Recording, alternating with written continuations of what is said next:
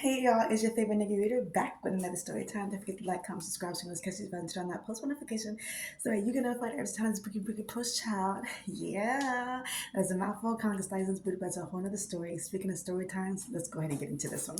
So this is another time I met. This is the time I met Ruby Rose. I had been a fan of hers from what song was it? It was dang, I can't even think of the name of the song. I can't think of it, but it was a song back in the day, and I was like, "Oh, I vibe with this. I vibe with this heavy, right?"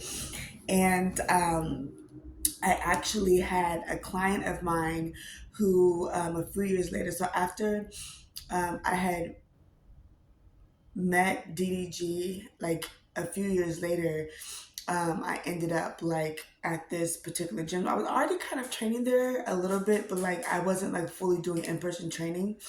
And during this time, I think it was either at the beginning of her dating DDG or like it was a little bit before.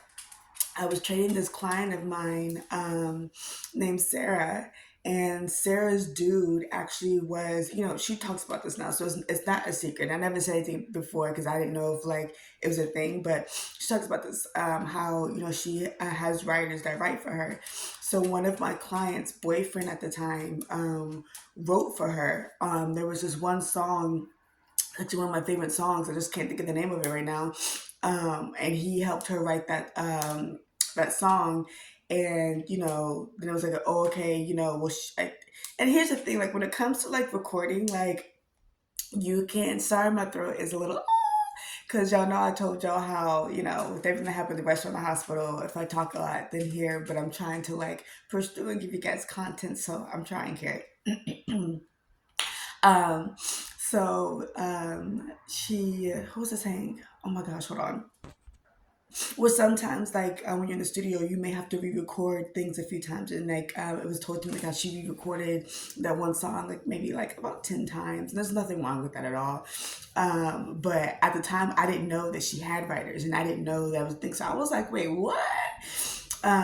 So then I remember, I had followed her, and this is like so before I had met her, before I even knew who she was, I had posted a photo in this robe, and it was like this like burgundy robe that I got, I want to say from Target. It was the most fluffy little robe I ever got. I had posted, like sitting on the edge of the bed with the sports bra and like a thong or whatever, and I was just like, hey y'all, meet Ruby the Robe. And that was the name, Ruby the Robe. This is before I had even know who she was or anything like that. And then I became aware of who she was later on in etc. Um, so I saw her story, and then I eventually followed her. So I saw her story that she was looking for a trainer in LA. And I was like, damn, I train in LA, whatever. So I reached out to her, and she was like, you train in LA? I was like, yeah, like at this gym, like, because I know she was trying to build a booty. So we were going back and forth. And it never like officially happened.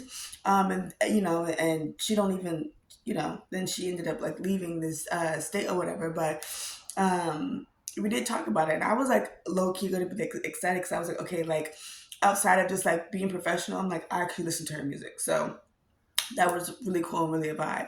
Now, in this, the time I met, we actually, as I just said, we never officially met. It was just kind of like I was aware of her, through people, and then we communicated like via DMs or whatever. Um, so yeah, we communicated a few times. Nothing like too serious, nothing too crazy. But yeah, that was the time I had met Ruby Rose. Don't forget to like, comment, subscribe, y'all, and I will see y'all in the next one.